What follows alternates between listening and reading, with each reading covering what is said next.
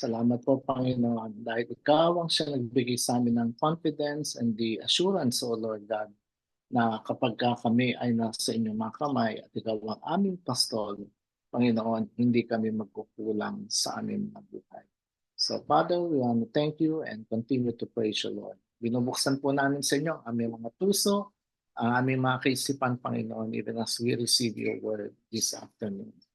We thank you and honor you, Lord. In the name of Jesus Christ, we pray. Amen. Amen. Amen. Magandang hapon sa ating lahat, mga kapatid. At tayo po ay nasa ikalawang linggo na ng buwan ng Mayo. And today is May 12. At tayo po ay magpapatuloy doon sa ating serye na ating pinasimulan ngayon pong buwan ng March. And it's about our series on the book of Psalm chapter 23. So mga kapatid, naalala niyo po ba that last Sunday ay in-encourage ko po ang bawat isa sa atin na somehow let's find some time to start memorizing the book of Psalm. Ito pong, hindi naman yung buong 150 chapters, kundi yung isa lang po doon, which is Psalm chapter 23, sapagkat sabi nga natin nung Sunday, ang Psalm 23 po ay isa sa mga pinaka-most favorite chapter that we can find in the Bible sapagkat very clear ng relasyon natin o yung papel na ginagampanan ng Diyos sa ating mga buhay as long as tayo po ay marunong sumunod sa ating Panginoon. So, we're now on our second week of our series at naalala mo po na mga nakaraang linggo, ay inaral natin ang talatang una hanggang talatang 2. Nais ko pong balikan natin, basahin natin sa inyong mga screen. So if you're holding a phone, o nasa laptop kayo, ano man ang gadget na hawak ninyo, samahan niyo po ako magbasa ng malakas dito sa ating babasahin ngayon. So reading from Psalm chapter 23. Sabi po rito, si Yahweh ang aking pastor, hindi ako magkukulang. Pinapahimlay niya ako sa luntiang pastulan at inaakay niya sa tahimik na mag-isa. Verse 3, pinapanumbalik ang aking kalakasan at pinapatnubayan niya sa tamang daan upang aking parangalan ang kanyang pangalan. Verse 4, dumaan man ako sa madilim na libis ng kamatayan, wala akong katatakutan pagkat ikaw ay aking kaagapay. Ang tungkod mo at pamalo, aking gabay at sanggalang. Pinaghahanda mo ako ng salo-salo na nakikita pa nitong mga kalaban ko. Sa aking ulo, langis ay binubuhos. Sa aking saro, pagpapala ay lubos-lubos. Kabutihan at pag-ibig mo sa akin ay hindi magkukulang.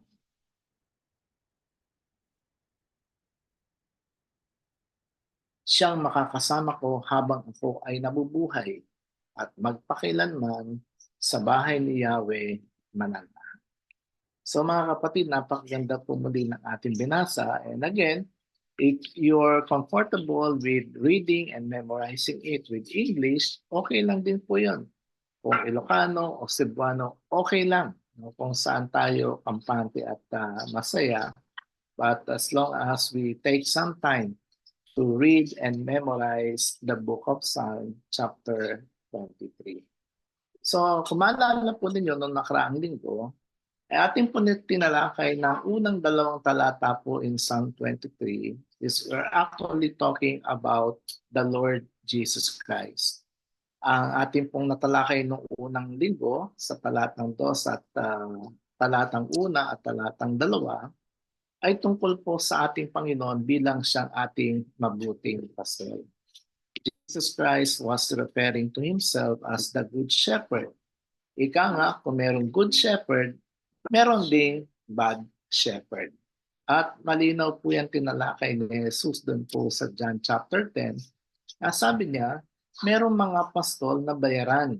Sila yung tinatawag na mga hireling. No, ang kanilang trabaho ng pagpapastol is more of a profession rather than a calling. Sapagkat ang mga hireling po o ang mga pastol na bayaran during that time sa ng mga Israelita, kapag ka meron for them to abandon their ships, no, iniiwanan po nila yung kanilang mga tupa at pinababayaan nila. Pero ang sabi ng Panginoon, kakaiba ako. Bakit? Because I am the good shepherd. At sabi ng Panginoon sa ating mga nabasa, base po sa naging deklarasyon ni Haring David, sabi niya, ang Panginoon ang aking pastol, therefore hindi ako magkukulang. So ating pong din natunghayan mga kapatid, na bilang good shepherd o mabuting pastol ng ating buhay, ang Panginoon po ay merong kakayahan to be able to give us yung tinatawag nating totoong satisfaction o contentment sa buhay. And we have also discussed last Sunday na ang contentment po o ang satisfaction sa buhay ay hindi po nakadepende sa dami ng pera na nakadeposito sa ating bangko. Hindi po ito nakabatay sa dami ng ari-arian that we have o sa anumang mga kainang mamahalin na ating kinakainan. Ang ating pong satisfaction at contentment ay nakabatay po sa ating pakikipag-ugnayan sa ating Panginoon. Kaya nakita po natin na ang Panginoon ang ating mabuting pastol. And therefore, hindi tayo magkukulang. And so today, as we continue to look into the book of Psalm chapter 23, ay atin naman pong matutunghayan. We can now know, o maaari po naman po nating malaman at matunghayan ngayon, ang isa pa sa mga bagay na ginagawa ng pastol sa ating buhay. At ang sabi nga po sa binasa natin, siya ang nagbibigay o nagbabalik, nagpapanumbalik ng ating mga kalakasan. In other words, we are going to talk about the refreshing power of God. Ito po yung kapangyarihan ng Diyos na nakapagbabalik ng kalakasan sa ating mga buhay so that each one of us would be able to understand His purpose and for us to be able to align our perspective tungkol po dun sa mga bagay na nais ng Panginoon sa ating mga buhay at sitwasyon ng ating mga buhay. In other words, mahalaga po na makita natin ang ating dakilang pastol is not only capable of giving us true contentment and satisfaction, but He also has the power to refresh our souls, to restore our souls. He has the power to guide us. Meron siyang kapangyarihan. Lahat ng bagay na ito ay hindi lamang para sa ating kapakanan, but for the glory of His name. And so this afternoon, we will try to understand and God willing be able to experience the refreshing power of God in our lives today. Kaya titignan po natin ano ang sinasabi ng kanyang salita. So we will be dealing more on the verse 3, yung pong talatang 3. Ang sabi po muli sa Tagalog, pinapanumbalik ang aking kalakasan at pinapatnubayan niya sa tamang daan upang aking parangalan ang kanyang pangalan. He refreshes my soul in NIV. He guides me along the right paths for His name's sake. Alam niyo mga kapatid, sa proseso ng pagbuo po ng mensahe ito, parati ko pong ini-imagine sa isip ko yung pong mga tupa sa bansang Israel. Kasi nga, syempre, ang context nito, Israel. And kanina, yung pong song na plinay natin about yung pong song na The Lord is my shepherd, nakita natin to, no? And when we talk about sheep, yung pong mga tupa sa bansang Israel, we're not only talking of few sheep, no? Hindi ho ito ilang piraso lang, no? Sometimes they are by the hundreds and it could be by thousands. Kaya ho, ang pagpapastol ho sa Israel, basta-basta trabaho lang, kundi isa ho siyang very challenging and a very huge task. No? Meron pong malaking responsibility at pananagutan sa mga pastol ng Israel during that time. Pero alam niyo po ba mga kapatid, na ang mga tupa ho, no? Merong mga panahon na dumarating sa buhay nila that they also get tired. And sabi nga natin, we have to see the relevance or the significance of this verse sa buhay natin na tayo po ay parang mga tupa din. Inihalintulad po tayo, bagamat hindi man tayo directly tupa na mula sa Israel, but somehow we are considered to be God's sheep. Tayo po ay mga tupa ng ating Panginoon. And most of the time sa buhay din po natin, tulad ng mga literal o ng mga physical na tupa, may mga panahon din po sa ating buhay na tayo po ay napapagod. No? I'm sure walang sino man dito sa atin ang hindi nakaranas ng kapaguran. It could be kapaguran sa ating pangkaisipan, kapaguran sa ating physical na pangangatawan, kapaguran sa ating emosyonal na aspeto ng buhay, kapaguran sa ating mga pinansyal na aspeto ng buhay, and most especially, we get tired spiritually. That is why we need to somehow remind ourselves. Kaya po ina-encourage ko kayo to memorize this verse kasi pag dumating po yung panahon that we get tired, pwede natin i-recite at i-declare ang Psalm chapter 23 verse 3 na. Ang sabi dito, the Lord is my shepherd, I shall not want. And in verse 3, sabi po, He refreshes my soul. Pinapanumbalik niya, pinapanariwa niya muli ang aking kaluluwa upang ako ay magkaroon muli ng kalakasan.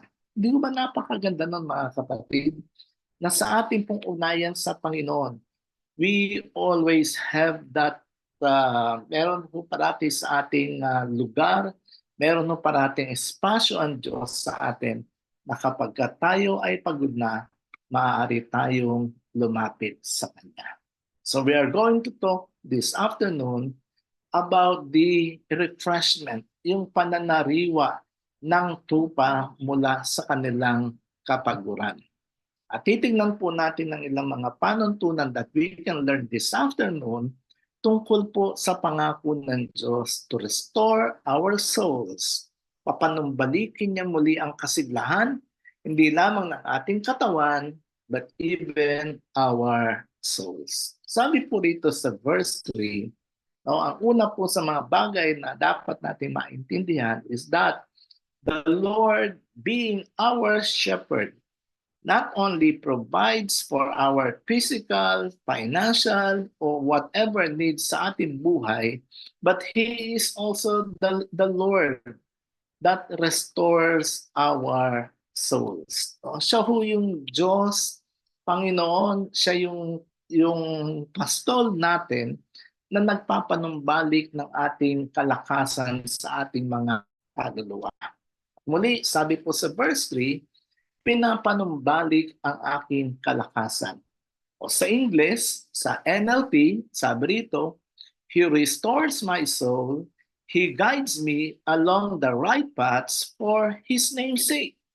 In other words, isa po sa mga bagay na kaya at ginagawa ng Diyos ng ating pastol sa ating mga buhay ay yung sa panahon na tayo po'y pinanghihinaan ng ating kalooban, pinanghihinaan ng ating kakayahang pisikal. Ang sabi po rito, we can always come to Him and God is able to restore our soul. Papanumbalikin niya ang ating kalakasan. Alam niyo po sa Biblia, mga kapatid, if you're going to study ang Biblia, yung pong salitang soul o kaluluwa are being referred to not just to one's spirit. No? Alam niyo po ba na ang tao ay binubuo ng tatlong elemento? Meron tayong spirito, meron tayong kaluluwa, meron din tayong katawang physical. So we are a trichotomy being. Tatlo hong bahagi ng ating katawan. At normally, ang isang tao ay namatay physically, ang namamatay sa kanya yung kanyang physical na pangangatawan. No? But the spirit goes back to God. And normally, sabi nila, ang soul daw na tinutukoy, ito yung tinatawag na life-activating force. Ito po yung nagbibigay ng buhay, nagbibigay ng lakas sa katawan o sa buhay ng isang tao. Kaya sabi nga nila, ito daw yung iba't ibang mga senses ng ating katawan. Ito po yung ating kakayahan na manlasa, kakayahang umamoy, kakayahang humawak, kakayahang makakita, no? Kakayahang mag-isip. So ito daw po yung kaluluwa. And most of the time sa buhay natin, sa dami po ng iba't ibang mga pagsubok at paghamon na inaharap natin, we feel most of the time that we get tired. Napapagod po tayo, no? Sa totoo lang. Siguro, iba sa atin, sabi natin, gusto natin sumuko na. Gusto na natin bumigay. Gusto na natin mag-give up. Pero tandaan po natin, mga kapatid, na sa panahon na yung inner being ng ating mga buhay, yung ating kaluluwa, that serves as a life-activating force ng ating mga buhay, tandaan po natin mga kapatid, that we can always claim the promise of God in our lives to restore our souls. Na kanyang papanumbalikin ang lakas, papanumbalikin ang sigla sa ating mga buhay. And when God restores our souls, kapag panumbalik ng Diyos ang kalakasan sa ating mga buhay, hindi lamang niya pinapagaling ang ating mga pisikal na katawan, hindi lamang niya pinapagaling ang ating mga karamdaman, but it involves our totality of our being. We get refreshed emotionally, we get refreshed psychologically, and most especially, we get refreshed spiritually. Diba? Ang sarap naman ng ating dakilang pastor. Our great shepherd does not only provides for our physical needs, but even able to restore our souls. Diba? May mga panahon na hindi na natin kaya. Oh, may mga panahon parang nahihirapan na tayo mag-isip, nahihirapan na tayong intindihin kung ano mga bagay na dapat natin gawin. Tandaan po natin that in Jesus, our great shepherd, we can always find the shalom, the peace of God that passeth all understanding. Alam niyo po, sa Panginoong Yesus, posibleng maranasan natin yung tinatawag na different sort of peace, yung iba't ibang kapayapaan. And sa Israel po, mga kapatid, ang batian po doon ng mga tao ay shalom. Diba sa atin, kumusta? No? Sa kanilang kultura, kapag nagbabatian sila, they always declare shalom, shalom. Na ibig sabihin, the peace of God be upon you. Oh, shalom, shalom. And ito pong word na shalom, actually, no, in direct translation, ang ibig pong sabihin nito ay kapayapaan. Pero yung pong shalom na tinutukoy sa Biblia is actually more than a peace, no? Ito po ay higit pa doon sa kapayapaan batay sa naiintindihan ng tao. Ano po ibig sabihin? The shalom of God ay hindi lamang po kapayapaan physical, hindi lamang kapayapaan laban sa mga pakikipagdigma, kundi ito po ang kapayapaan sa totality sa buong pagkatao ng isang individual. Thus, kaya nga po ang ating mga kaluluwa, whenever we come to God, whenever we consider to be Jesus as our great shepherd, we can be assured, brothers and sisters, that we can definitely, our souls can definitely find rest in the Lord. Amen po ba? No? Makakatagpo ka ng kapahingahan. Makakatagpo ka ng kalakasan. No? Makakatagpo ka ng pagpapanibagong sigla. Kaya nga po, in any stressful circumstances ng ating mga buhay, we can surely find rest when God is our shepherd. I'm sure gusto natin ng kapahingahan. Gusto natin ng kalakasan. And that can only be found in the Lord Jesus Christ. He restores our souls. Pangalawang bagay po na makikita natin is that Jesus is not only able to restore our souls, but secondly, the Lord leads us, no? Pinangungunahan, ginagabayan tayo ng Panginoon. Saan daw po?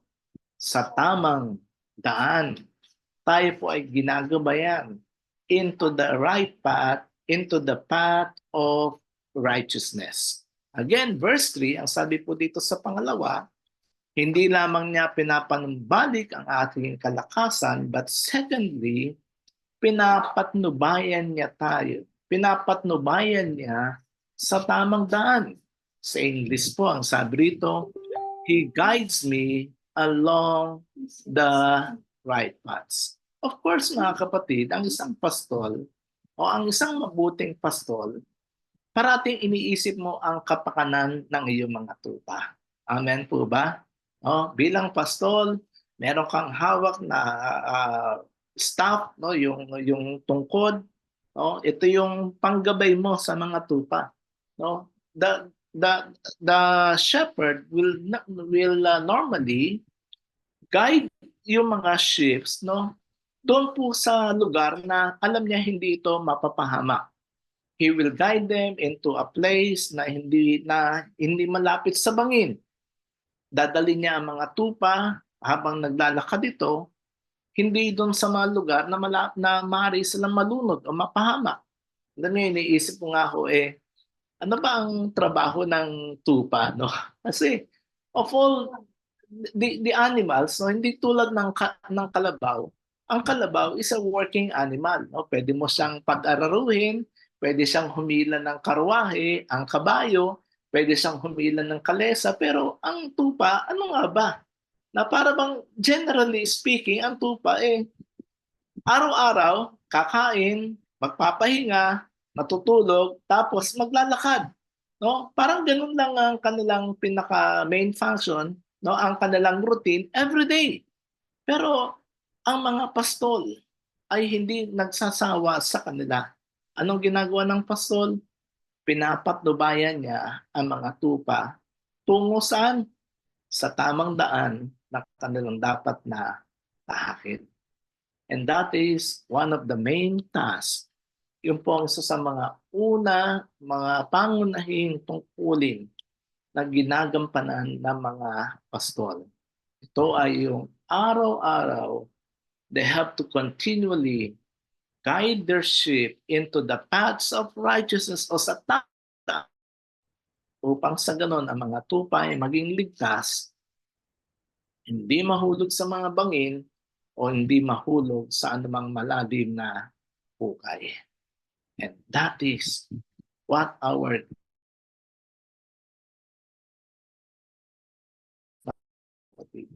handaan po natin ang Panginoon. As far as God is concerned, He always wanted us. Parating nais po niya sa atin na ang buhay natin ay tumungo o ating tahakin ang tamang landas ng ating mga buhay. That is why God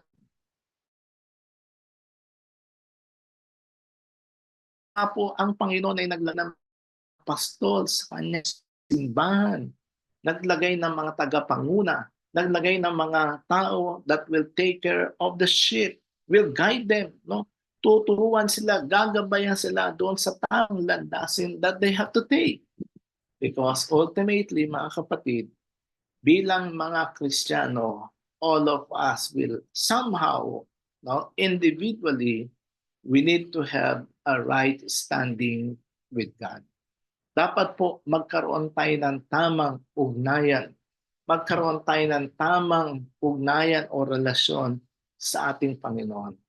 And this can only happen, matutupad at mangyayari lamang po kapag ang mga tupa ay marunong makinig sa kanilang mga pastor.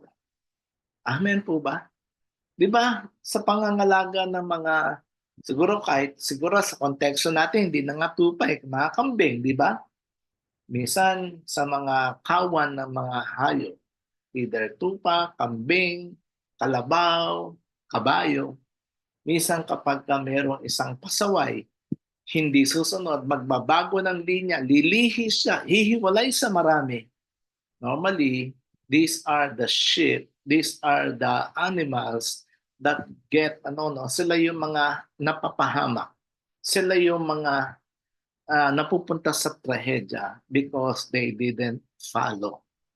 And the same way, mga kapatid, sa buhay natin, tandaan po natin na bilang mga mananampalataya, ang layunin ng inyong mga pastol na inilagay ng Diyos sa ating gawain ay upang gabayan ang mga tupa, gabayan ang mga kawan ng Panginoon upang sila ay magkaroon ng tamang punayan sa ating Panginoon.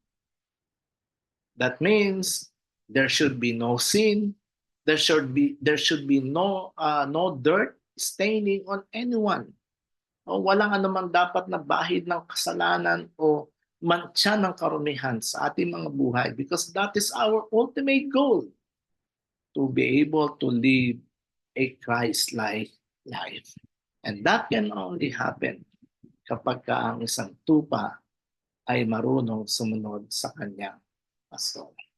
And not only that we have to have a right standing before God, but meaning kapag meron tayong tamang ugnayan sa Diyos, it also means to have a right standing before men. Naintindihan po ba natin, mga kapatid? Hindi lang sapat yung ating vertical relationship, okay tayo sa Diyos. But our relationship with others is not okay. Hindi po. Dapat pag ayos ang ating ugnayan sa Panginoon, ayos din ang ating ugnayan sa ating kapwa. And remember that Jesus can lead us. Our great shepherd can lead us into the path of righteousness so that he could make us more and more Christ-like sa pamamagitan ng kanyang mga salita at kapangyarihan ng kanyang Espiritu Santo. Pangatlo pong bagay na nakikita natin is that as we follow our shepherd's lead, habang tayo po ay sumusunod sa pangunguna ng pastol, our lives become a testimony of who the Lord is. Habang tayo po ay sumusunod sa gabay ng ating pastol, ang ating mga buhay ay magiging patotoo kung sino ang Diyos sa ating mga buhay. Again, verse 3, sabi po sa ikatlong bahagi, upang aking parangalan ang kanyang pangalan, for His name's sake. Siguro balikan natin uli yung unang mga linya. No, sabi ni David, pinapanumbalik ang aking kalakasan at pinapatnubayan niya sa tamang daan. Bakit po ito ginagawa ng Panginoon sa atin? Bakit sinasabi ni David that God restoring my soul, God guiding me on the right paths, no? Bakit? Para lang ba ito sa atin? Hindi po. In fact, sabi dito, lahat ng bagay nito ginagawa ng Diyos. Para saan? Upang maparangalan ang kanyang pangalan. In other words, not only for our own sake, but it is for the sake of the name of the Lord Jesus Christ. Ang talata po ito ay nagbibigay sa atin ng larawan kung bakit nais ng Diyos na tayo po ang ating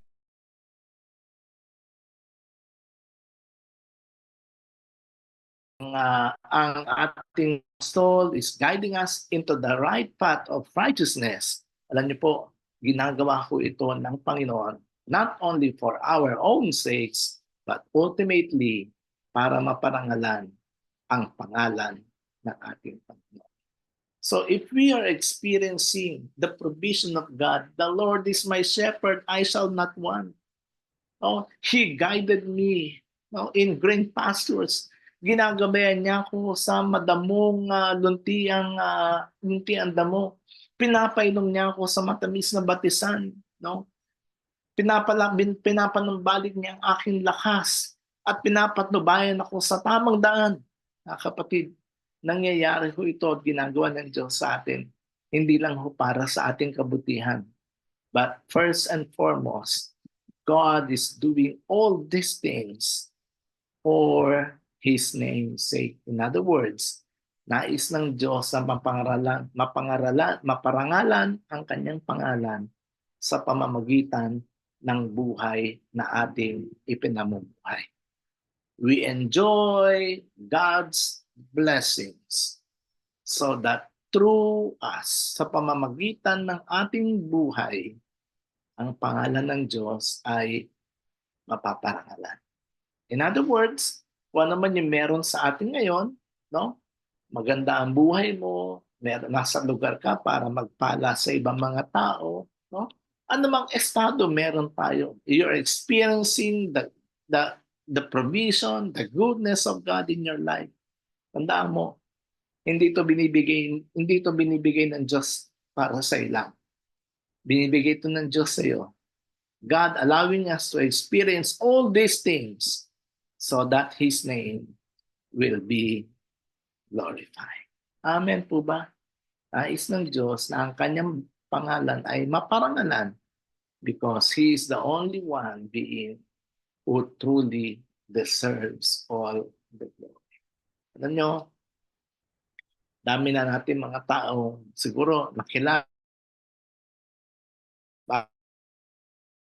na nakita, who have rose, no? Umangat mula sa kawalan, naging napakayaman. Mga kapatid, tandaan ho natin, hindi ho yun nangyari. Hindi lang para sa mga taong ito, but even for us, no, na we deserve, no, to experience the blessings of God.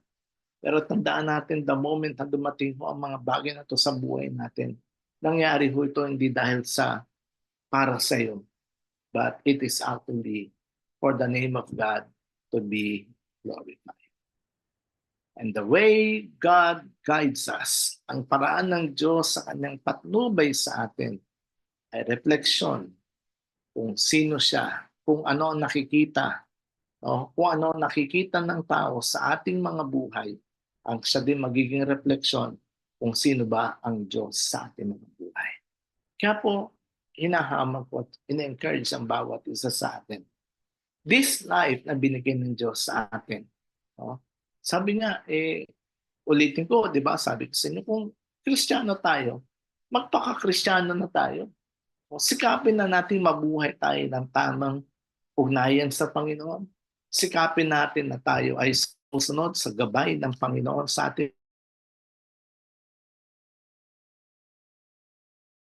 buhay. Ang pangalan ng Diyos ay napaparangalan. Ang kanyang probisyon, kapayapaan at proteksyon na kanyang ibinibigay sa atin bilang ating dakilang pastol, ultimately is not for our own sake, but it is for the glory of His name. Napakaganda po. Pinapanumbalik niya ang aking lakas. Pinapatubayan sa aking daraanan. Kanyang pangalan ay maparangalan. Panginoon, marami pong salamat sa inyo mga salita that we have heard this afternoon. We pray, O Lord God, sana po, Panginoon, we will always be reminded that all of these things that we have in this life, hindi dahil magaling kami, hindi dahil marunong kami, hindi dahil maabilidad kami, because of your grace that is at work in our lives. Dahil sa iyo, Panginoon. At hindi rin naman para sa amin, kundi, Lord, lahat ng bagay na ito ay nararanasan namin so that we may be able to find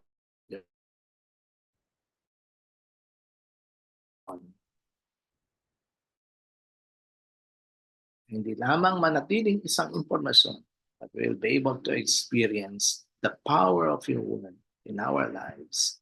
In the name of Jesus we pray. Amen. Gandang hapon po sa atin.